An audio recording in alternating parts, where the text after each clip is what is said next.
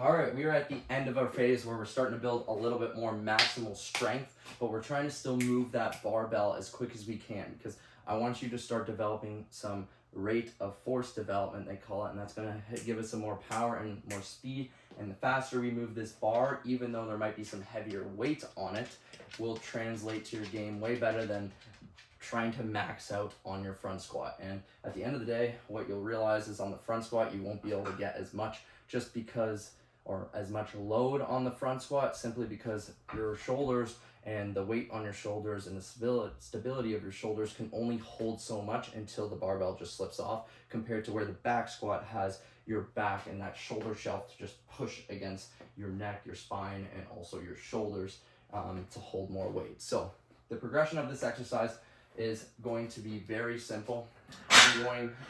Literally going to be before I do say what we're going to be doing, you are going to be working in a cluster set type format. So what that means is not all the time will you work in this format. At first, the first couple weeks of this phase, you're probably just going to do 5 reps, 6 reps, just to kind of get through the movement, the heavy movement. Then we're going to split up those 6 reps into maybe 2 reps of 3 mini sets, or 3 reps of 2 mini sets, which are called cluster sets. So then we can start moving more weight, but doing the same amount of reps. So what's going to happen here is I'm going to get under this barbell in that ideal position.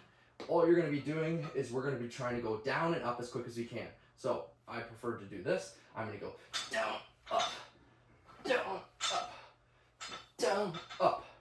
Okay? Now, if I told you if we were going to do 4 reps, typically what I'm going to ask you to do is you're going to do 2 reps, and then you're going to do 4 reps. All right, 2 reps, and then you're going to take a break for about 10 to 30 seconds, and then I'm going to ask you to go right back under that barbell for another 2 reps, and the weight is still going to stay the same, but we're going to be able to move that weight a whole lot faster than we have in the first progression of just like going for the 5 or 6 reps. The goal here is to increase our bar speed. It isn't to push the most weight possible. We want to keep those legs fresh. We want to keep those legs moving throughout the season. So this front squat progression is going to be an absolute killer for it. But don't be afraid to go fairly heavy on this front squat, especially in your first couple weeks. But then as we start to go up in those clusters, we want to start trying to really move that barbell a lot faster.